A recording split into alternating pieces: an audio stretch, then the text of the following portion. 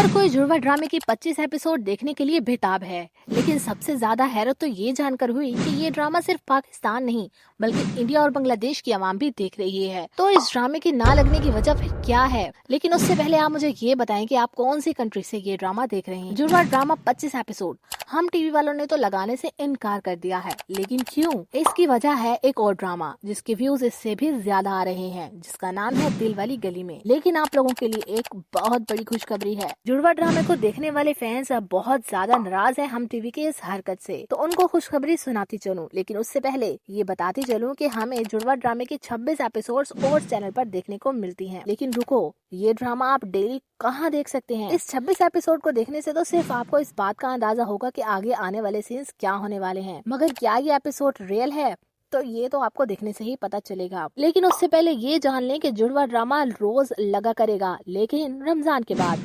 कुछ लोगों को नहीं मालूम कि रमजान कब खत्म होने वाला है, जैसे कि इंडिया के लोग, तो उनको बताते चलूं कि 30 मार्च से ये ड्रामा आप रोज अपनी स्क्रीन पर देख सकते हैं।